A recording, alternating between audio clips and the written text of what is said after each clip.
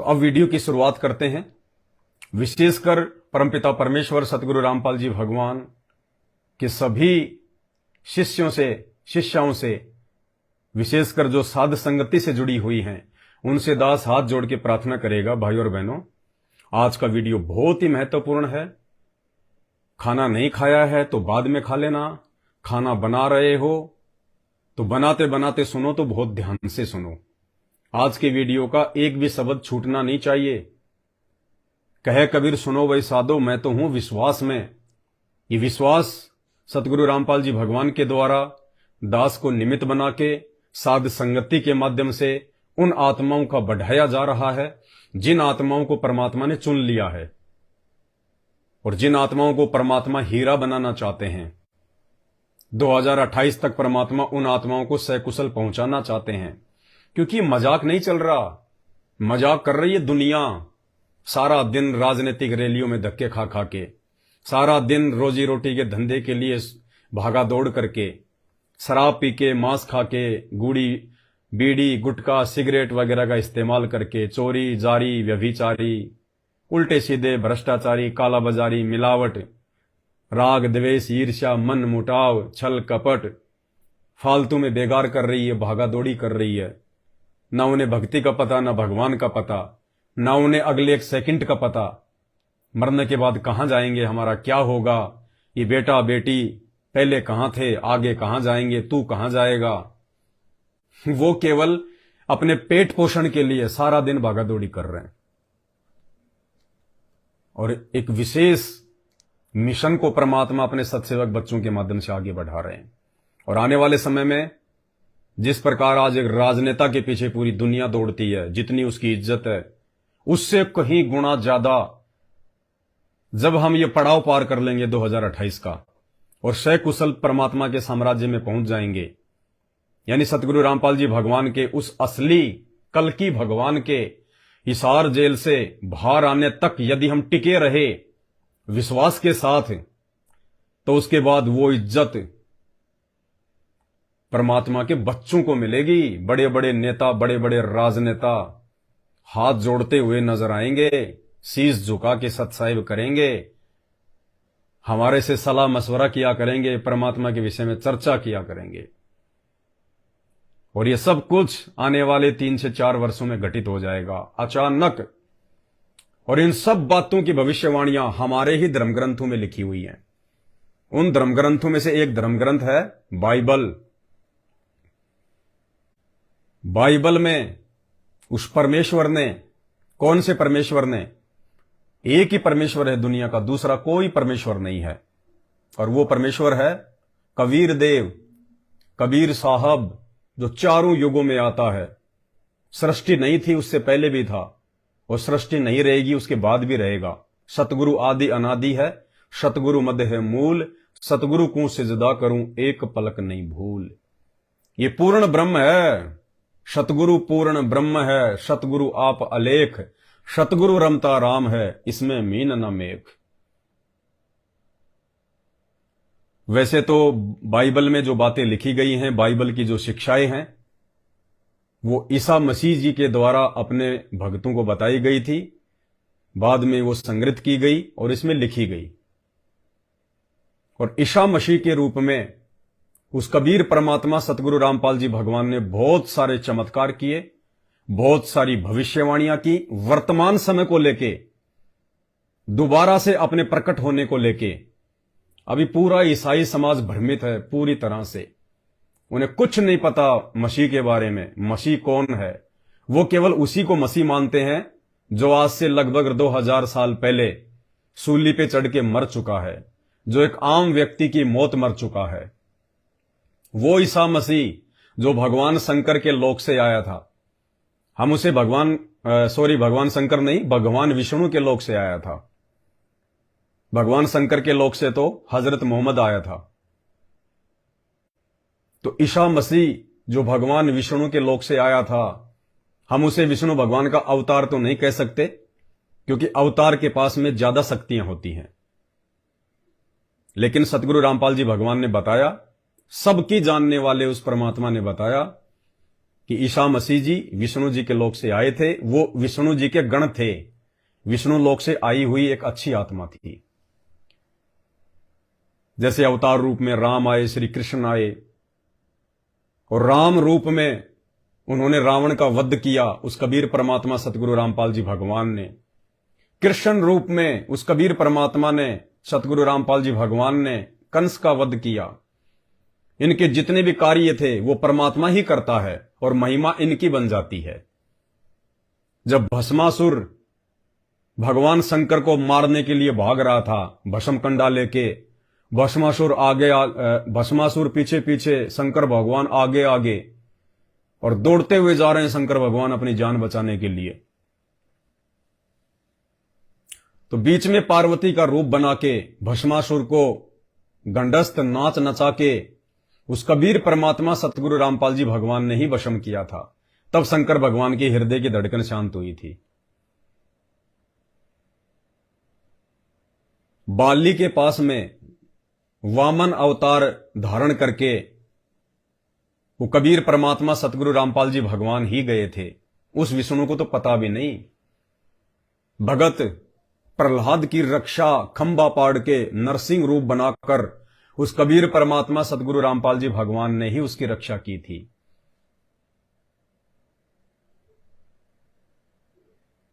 यही कबीर परमात्मा जो आज धरती पर सतगुरु रामपाल जी के रूप में प्रकट हैं, इसी परमात्मा ने बाइबल में यीशु मसीह के रूप में भविष्यवाणियां की हुई हैं।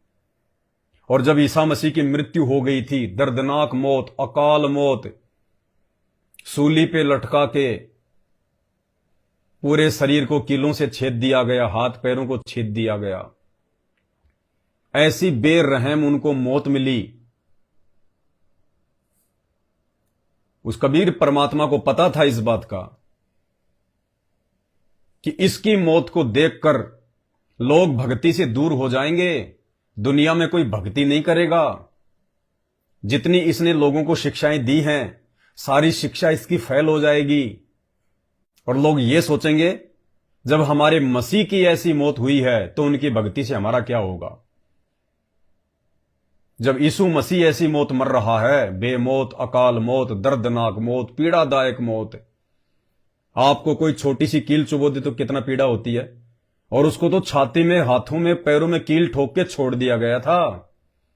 पता नहीं कितने दिन में जाके भुगत भुगत के मरा था।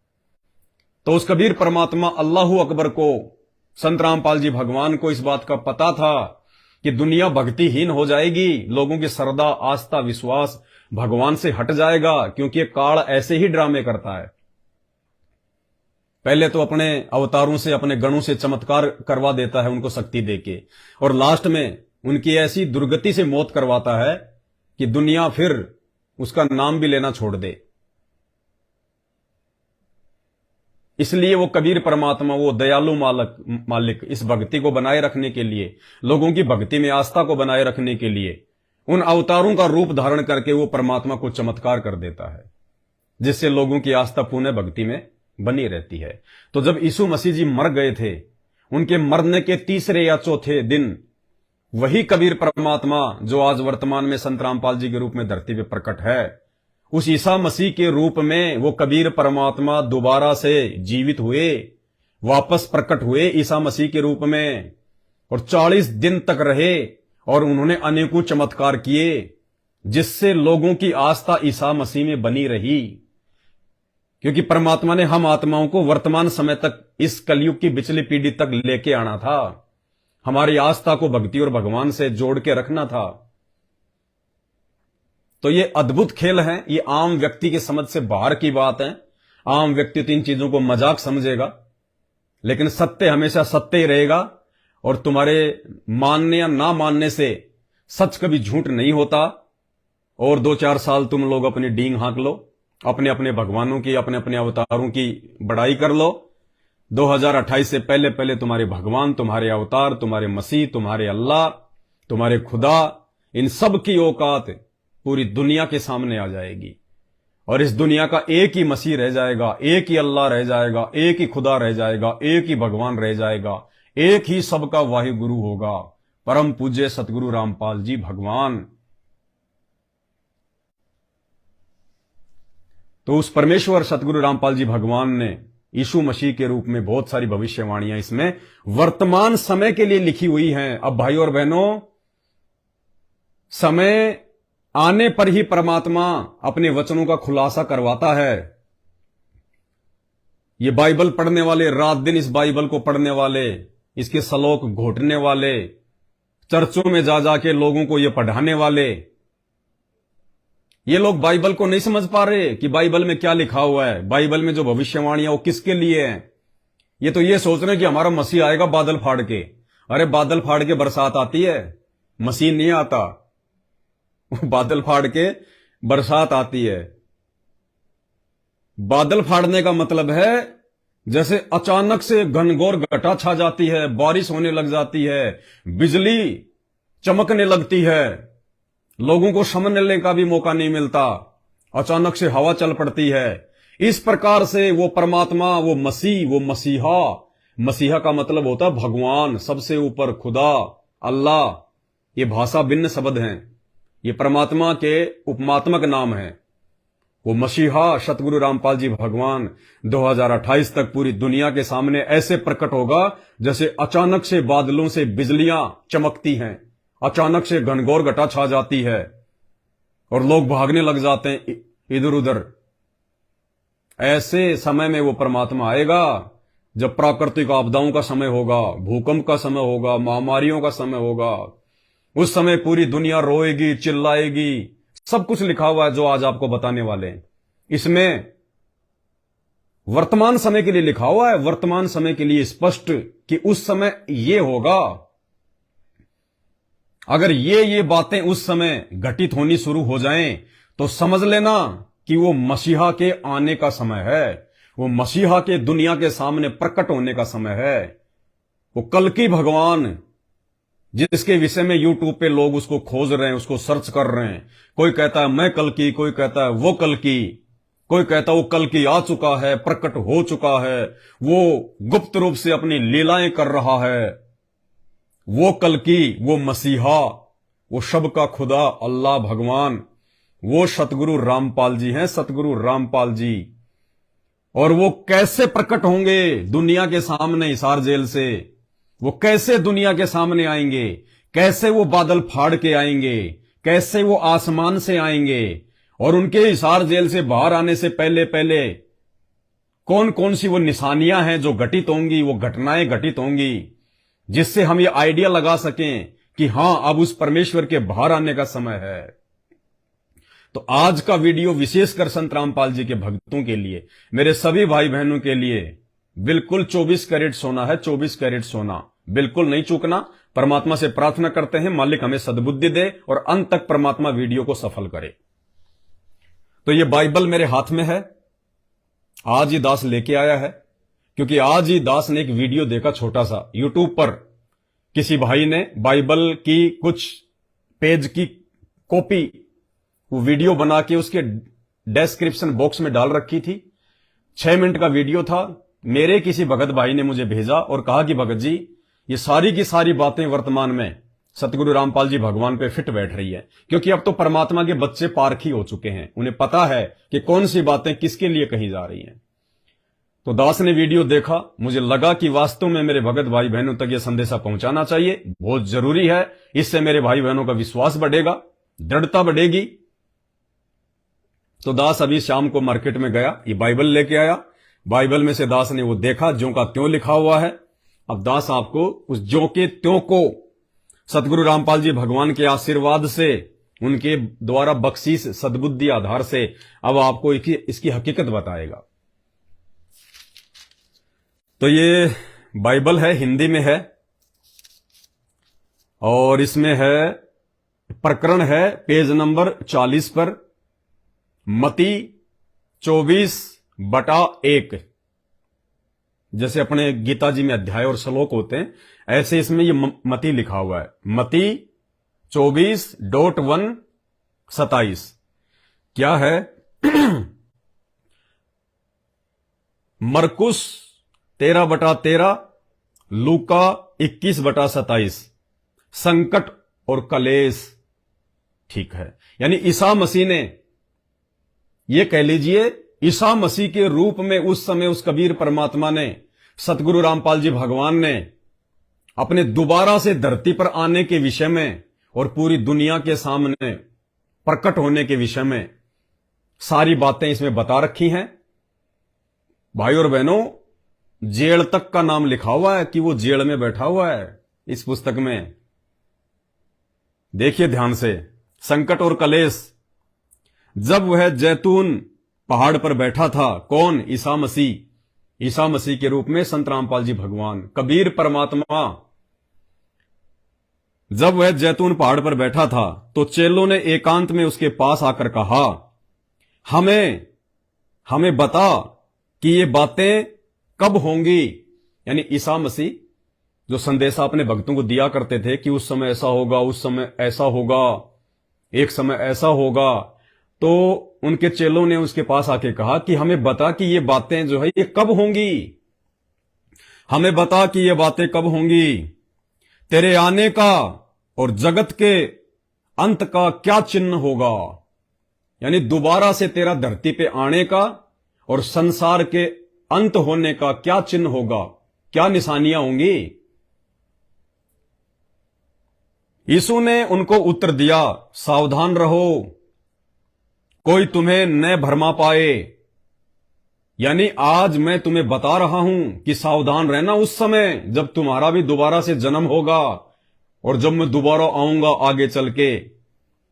कोई तुम्हें भरमा ना पाए। मैं तुम्हें वो बातें बता रहा हूं, वो निशानियां बता रहा हूं, वो चिन्ह बता रहा हूं, ताकि उस समय तुम्हें कोई भरमा ना पाए। अब उस समय उन भक्तों को कैसे पता चलेगा? वो तो उसी समय मर जाएंगे। इस बाइबल के माध्यम से पता चलेगा, जो वो लिखवा के चले गए, जो भविष्यवाणी वो इस बाइबल में डाल के चले गए कि उस समय तुम इन ग्रंथों को पढ़ना और तुम किसी के भरमाने से भरम मत जाना।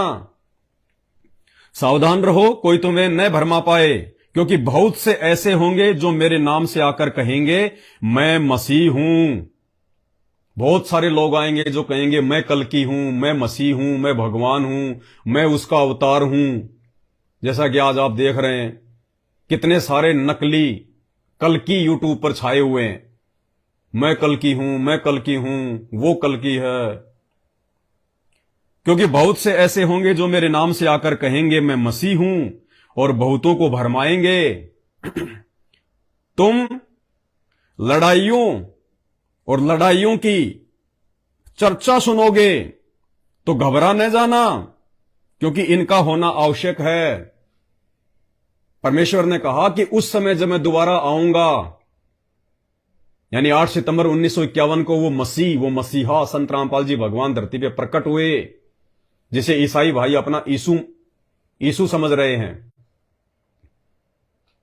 तो उन्होंने क्या कहा कि जब मैं पूरी दुनिया के सामने जब मैं प्रकट होऊंगा धरती पर आकर, यानी अब आने वाले समय में जब संत रामपाल जी भगवान पूरी दुनिया के सामने प्रकट होंगे, उस समय से पहले की ये बातें हैं। क्या कह रहे हैं?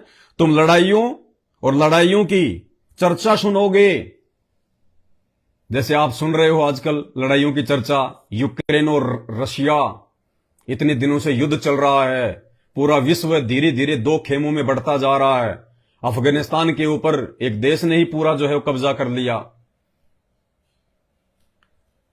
तुम लड़ाइयों और लड़ाइयों की चर्चा सुनोगे तो घबरा न जाना। परमेश्वर सतगुरु रामपाल जी भगवान ईसा मसीह के रूप में आप और हमें वर्तमान में सचेत करने के लिए कह रहे हैं इस बाइबल के माध्यम से।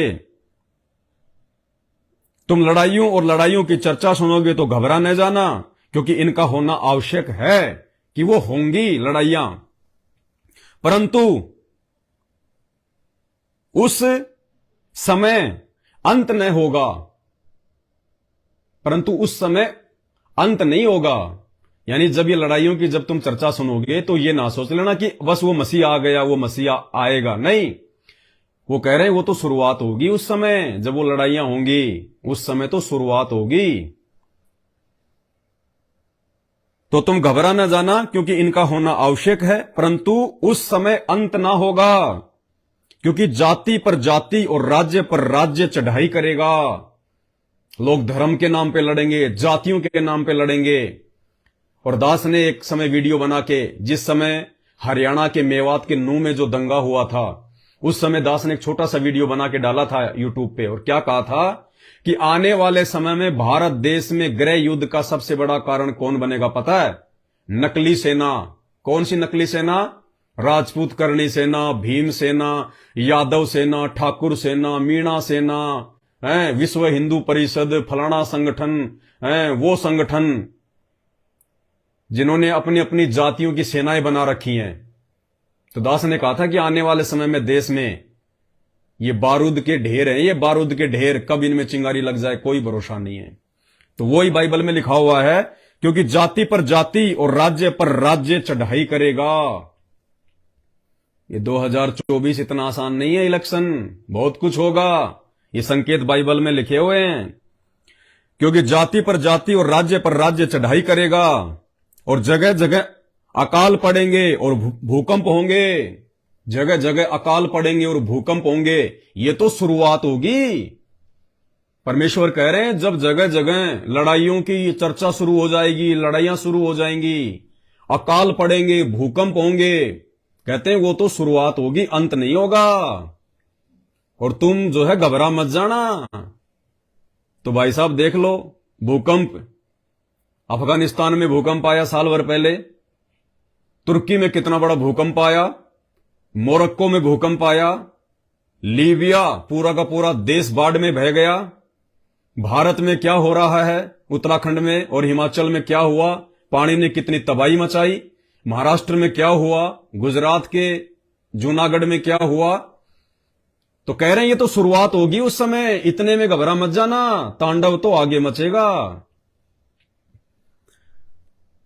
तुम लड़ाइयों और लड़ाइयों की चर्चा सुनोगे तो घबरा न जाना, क्योंकि इनका होना आवश्यक है, परंतु उस समय अंत न होगा, क्योंकि जाति पर जाति और राज्य पर राज्य चढ़ाई करेगा, और जगह जगह अकाल पड़ेंगे और भूकंप होंगे।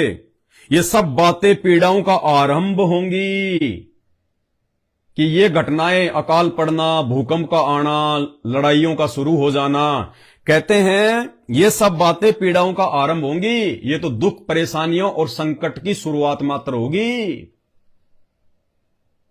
अभी जो है ये तो शुरुआत है। इसीलिए तो दास कह रहा है बार बार वीडियो में, गुरु भगवान के आशीर्वाद से, कि 2028 तक का समय बहुत विनाशकारी है, बहुत भयंकर है। उस समय तक विशेषकर संत रामपाल जी के भक्तों का धैर्य और विश्वास बना रहे, बड़ा मुश्किल है। ये सब पीड़ाओं का आरंभ होंगी, तब वे कलेश देने के लिए तुम्हें पकड़वाएंगे। जैसे जैसे धर्म का प्रचार होगा, ज्ञान का प्रचार होगा, दुनिया हमारे विरोध में आ जाएगी, वे तुम्हें पकड़वाएंगे। देखना काल क्या क्या तांडव मचाएगा, और तुम्हें मार डालेंगे, बहुत ज्यादा दुख देंगे, पीड़ा देंगे। कौन? दुनिया वाले जो काल प्रेरित हैं। किसको?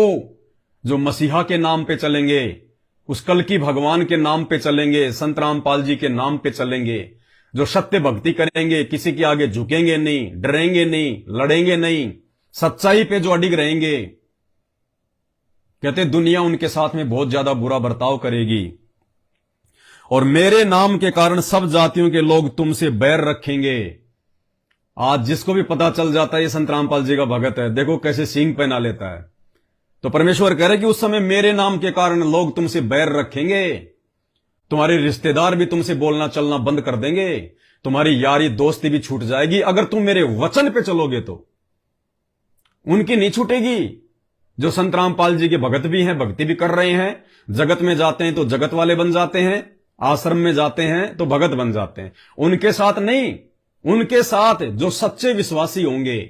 सच्चे विश्वासी का मतलब जो अपने गुरु के पद चिन्हों पे चलेगा, पूर्णतः मर्यादाओं में रह के चलेगा, उनके साथ में उसके गुरु के नाम से भी लोग उनसे नफरत करेंगे, बैर करेंगे, और तुम्हें मार डालेंगे, और मेरे नाम के कारण सब जातियों के लोग तुमसे बैर रखेंगे। तब बहुत से ठोकर खाएंगे। उस समय बहुत सारे भगत डगमग हो जाएंगे, ठोकर खाएंगे, विश्वास टूट जाएगा उनका, और एक दूसरे को पकड़वाएंगे।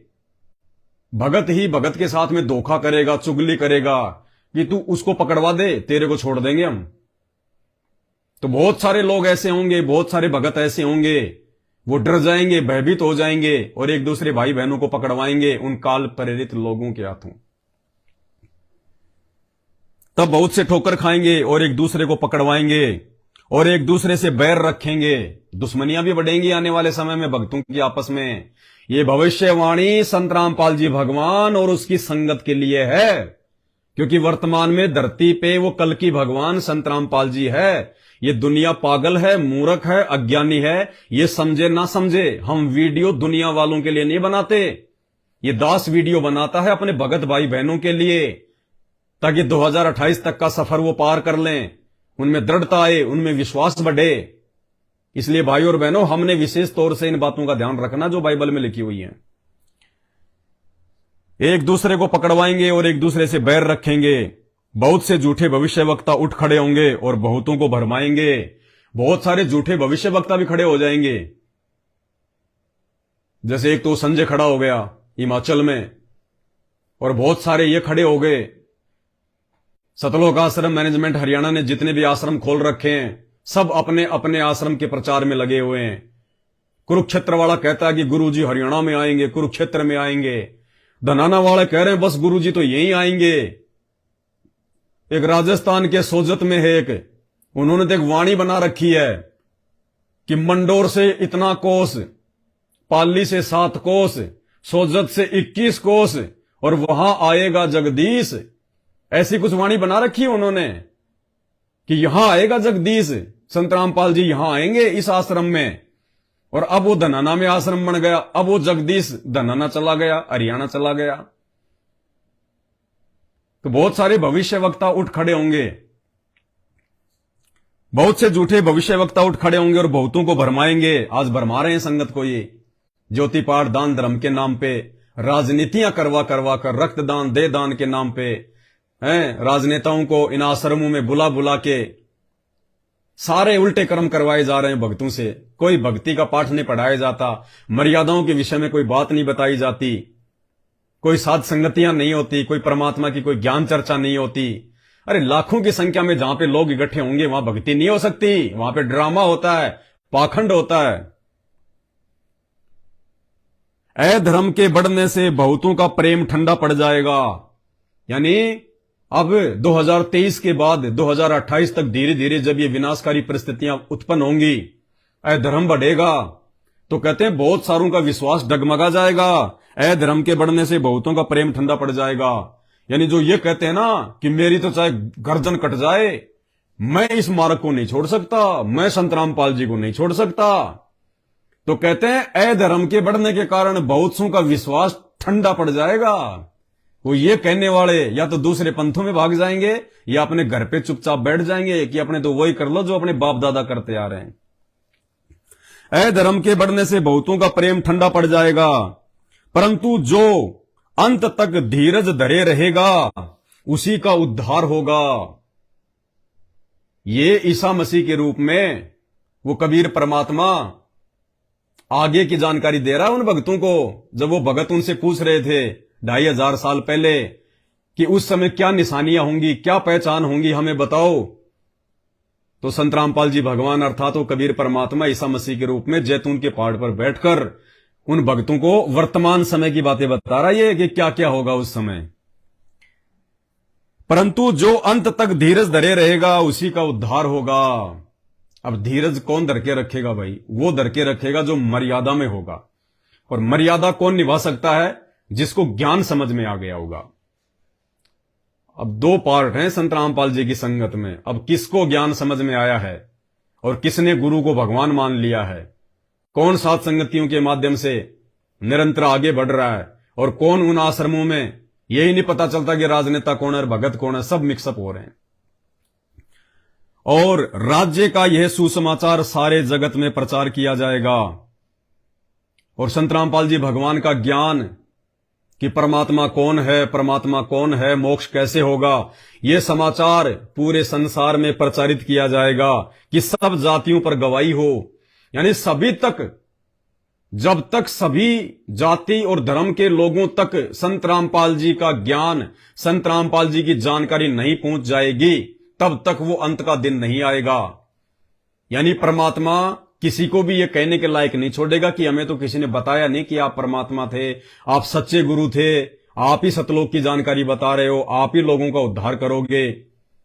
तो कहते हैं सब तक पहले, अब देखो कितनी तेजी से प्रचार प्रसार हो रहे हैं, तो कहते हैं सब तक पहले ये जानकारी पहुंचेगी उस मसीह के बारे में, उस कल्कि के बारे में, उस परमात्मा के बारे में सबको जानकारी दी जाएगी, ताकि जब वो विनाश का समय शुरू हो जाए, भयंकर तांडव वाला, और उस समय जब लोग ऊपर हाथ कर करके रोएंगे, दौड़ेंगे, देखना आगे कितनी भयंकर परिस्थितियां पैदा होंगी। उस समय वो भगवान भगवान पुकारेंगे, अल्लाह अल्लाह पुकारेंगे, मसीह मसीह पुकारेंगे। तो परमात्मा कहते हैं उस समय फिर कोई किसी प्रकार की सहायता नहीं होगी, क्योंकि उससे पहले मैं अपने आने की जानकारी, अपने प्रकट होने की जानकारी कि पूर्ण संत कौन है, भगवान कौन है, असली ज्ञान क्या है, ये ईसा मसीह कौन था, हजरत मोहम्मद कौन था, राम और कृष्ण कौन थे, नानक कौन था, ये सारी जानकारी उन लोगों तक मैं पहुंचा चुका हूंगा अपने भक्तों के माध्यम से। जो समझ जाएगा वो समझ जाएगा, जो नहीं समझा उस समय फिर उसकी पुकार नहीं सुनी जाएगी। अतः उस महाविनाशकारी समय से पहले पूरी दुनिया में यह सुसमाचार पहुंचाया जाएगा और राज्य का यह सुसमाचार सारे जगत में प्रचार किया जाएगा कि सब जातियों पर गवाही हो, तब अंत आएगा। यानी जब ये ज्ञान पूरे विश्व में एक बार पहुंच जाएगा संत रामपाल जी का, सबको जानकारी हो जाएगी, उसके बाद वो अंत का दिन आएगा, ताकि बाद में कोई ये ना कहे कि मुझे किसी ने बताया नहीं। महासंकट का आरंभ। जो छत पर हो वह अपने घर में से सामान लेने को ना उतरे। कहते हैं ऐसी भयंकर परिस्थितियां पैदा हो जाएंगी, यदि तुम किसी कारण से डर के, भयभीत होके, या भयंकर बाढ़ से या भूकंप से अगर तुम अपने घर की छत पे चढ़ गए हो जान बचाने के लिए, तो कहते हैं वापस घर के नीचे मत उतरना, वरना इतना भी समय नहीं मिलेगा संभलने का। जो छत पर हो वह अपने घर में से सामान लेने को ना उतरे, और जो खेत में हो वह अपना कपड़ा लेने को पीछे न लौटे। जो खेत में हो यानी अपना कोई काम धंधा कर रहा हो, कोई बिजनेस कर रहा हो, व्यापार कर रहा हो, तो उस समय वो परिस्थितियां पैदा होंगी, वो ये ना सोचे कि पीछे मेरे परिवार का क्या आ रहा होगा, मेरे बच्चों का क्या होगा, उनके साथ में क्या बीतरी होगी। कहते हैं जान बचाने के लिए भाग लेना आगे, पीछे मुड़ के मत देखना। पीछे वालों को पीछे वाले देख लेंगे। अगर तू पीछे को दौड़ पड़ा तो तू भी आपत्ति में फंस जाएगा।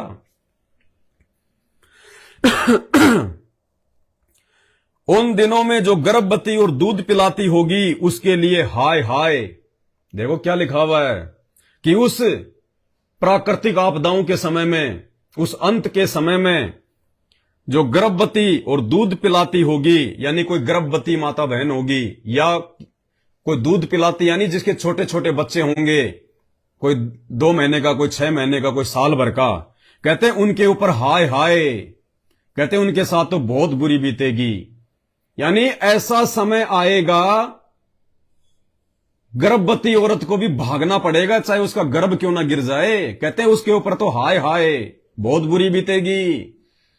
और दूध पिलाती यानी वो लेडीज ये सोचेगी, वो माता बहन ये सोचेंगी कि पहले मेरी जान बचे, बच्चे को फेंक के दौड़ लेगी कि वजन ज्यादा है, अगर बच्चे को साथ में लेके चलूंगी तो मैं यहीं रह जाऊंगी, पहाड़ पे नहीं पहुंच पाऊंगी, ऊंची जगह पे नहीं पहुंच पाऊंगी, ये पानी मुझे बहा ले जाएगा, ये भूकंप मुझे जमीन में समा देगा। कहते हैं उस समय जो गर्भवती होगी और जो दूध पिलाती हुई कोई माता बहन होगी जिसके छोटे छोटे बच्चे होंगे, कहते हैं उनको तो हाय हाय। ये बाइबल में लिखा हुआ परमेश्वर का वचन है अटल, और इसका जिक्र एक सत्संग में संत रामपाल जी ने भी किया है, दास आपको दिखाएगा। जो छत पर हो वह अपने घर में से सामान लेने को न उतरे, और जो खेत में हो वह अपना कपड़ा लेने को पीछे न लौटे। उन दिनों में जो गर्भवती और दूध पिलाती होगी उनके लिए हाय हाय। प्रार्थना किया करो कि तुम्हें जाड़े में या शबद के दिन भागना ना पड़े। कहते हैं परमात्मा से ये प्रार्थना करना कि जब वो आपत्तियां आए उस समय जाड़े का दिन ना हो, सर्दियों का दिन ना हो। अरे गर्मी में तो कहीं भी लेट जाएंगे रात को, चाहे कपड़े हैं या नहीं है। तो परमात्मा कह रहे हैं कि भगवान से दुआ करना कि जब वो आपत्ति का समय आएगा और तुम्हारे को भागना पड़ेगा उस समय सर्दियों का टाइम ना हो। नहीं तो एक तरफ तो प्राकृतिक मार, दूसरी तरफ रात को सर्दियों में जैसे कुत्ता रात को सर्दी में कैसे वो ठिठुरता रहता है, दूझता रहता है, सारे शरीर में जो है वो कंपन रहता है। कहते हैं ये शुक्र मनाना कि परमात्मा जब वो आपत्ति आए उस समय सर्दियों का दिन ना हो, शबत का दिन ना हो,